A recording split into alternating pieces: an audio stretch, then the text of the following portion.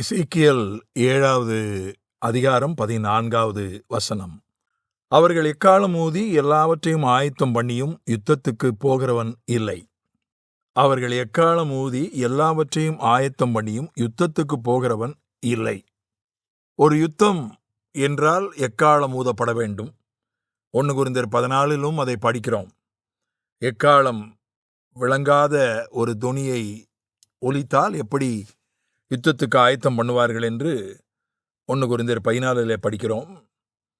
ஆயத்தத்தை குறித்து எபேசியர் 6 அதிகாரத்திலே படிக்கிறோம். சமாதானத்தின் சுவிசேஷத்துக்குரிய ஆயத்தம் எனும் பாதரட்சையை அணிந்தவர்களாக. பழைய ஏற்பாட்டு யுத்தத்திற்கும் புதிய ஏற்பாட்டு யுத்தத்துக்கும் வித்தியாசம் உண்டு. நான் யுத்தம் என்று சொல்வது ஆவிக்குரிய போராட்டத்தை சொல்கிறேன். பழைய ஏற்பாட்டில் மனிதர்களோடு போராட்டம் உண்டு. பழைய ஏற்பாட்டில் கர்த்தரோடும் சிற்சில நேரங்களில் போராடினார்கள். ஆனால் பிசாசோடு பழைய ஏற்பாட்டில் போராட்டம் இல்லை. ஏனென்றால் அதற்கு ஆயத்தமானவர்களாய் தகுதி உள்ளவர்களாய் அவர்கள் காணப்படவில்லை. ஆவி மாமிசம் போராடுவது, அந்த போராட்டமும் பழைய ஏற்பாட்டில் கிடையாது.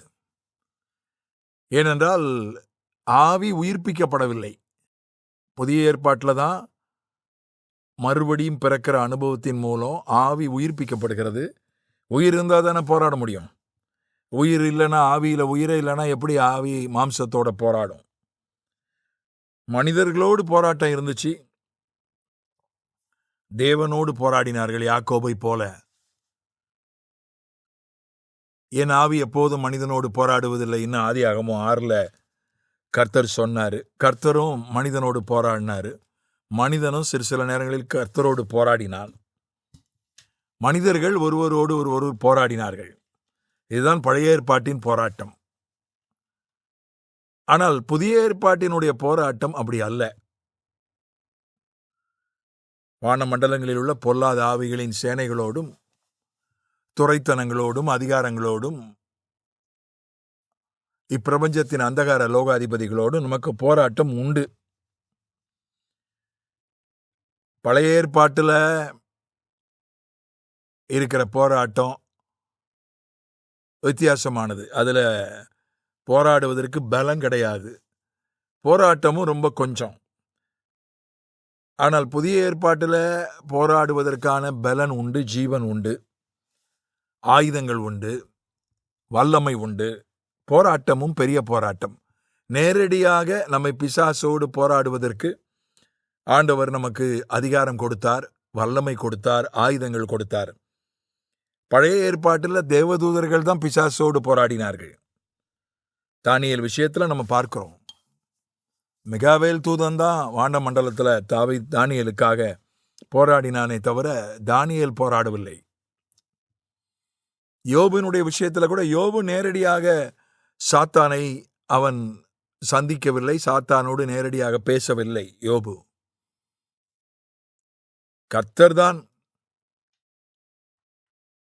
கர்த்தர் மூலமாகத்தான் சாத்தானை அவன் சந்தித்தான், அல்லது கர்த்தரைத்தான் அவன் அணுகினான். சாத்தானோடு எந்த ஒரு காரியமும் யோபுவுக்கு இருக்கவில்லை. ஏன்னா யோபு தான் மிக அதிகமாய் சாத்தானால் நேரடியாக பாதிக்கப்பட்டவன் பழைய ஏற்பாட்டை பொறுத்தவரை. அதனால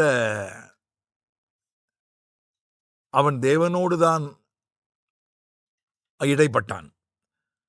அதே போல சாத்தான் தாவீதை ஏவியது மக்கள் தொகை கணக்கெடுப்பு எடுக்கும்படி. அப்போதும் கர்த்தரிடத்தில் தான் இடைப்பட்டான் தாவீது. சாத்தானோடு எந்த ஒரு காரியமும் அவன் செய்யவில்லை. இது பழைய ஏற்பாடு. புதிய ஏற்பாட்டில் ஆண்டவர் நமக்கு அதிகாரத்தை கொடுத்து, வல்லமையை கொடுத்து, ஆயுதங்களை கொடுத்து நம்மை போராடும்படி அனுப்புகிறார். அதனால பழைய ஏற்பாட்டில் போராட்டம் என்பது அது ஒரு ஆப்ஷன் மாதிரி தான். போராடாமலும் இருக்கலாம். ஆனால் புதிய ஏற்பாட்டில் அது அப்படி இல்லை. ஆப்ஷன் கிடையாது. அது கண்டிப்பாக போராட்டத்தை நாம் சந்தித்து தான் ஆக வேண்டும். இதை நல்ல போராட்டம் என்று பவுல் சொல்கிறான். ஒன்றும் கெட்ட போராட்டம் இல்லை. பவுல் சொல்றான், நல்ல போராட்டம். பவுலை விடையா போராட்டங்களை சந்தித்தவர்கள் இருக்கிறார்கள். ஆகையினால ஆண்டவர் நம்மை ஆயத்தப்படுத்தியிருப்பது, நமக்கு அதிகாரம் கொடுத்திருப்பது, நமக்கு வல்லமை கொடுத்திருப்பது போராடுவதற்காகத்தான். நமக்கு பிசாசோடு மட்டுமல்ல, மாம்சத்தோடும் போராட்டம் உண்டு.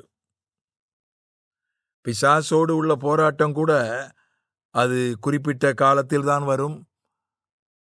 அது வெளியிலிருந்து வருகிற போராட்டம்.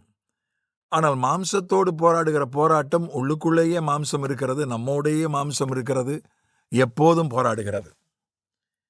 அதுதான் பெரிய போராட்டம். அதில்தான் நாம் வெற்றி பெற வேண்டும்.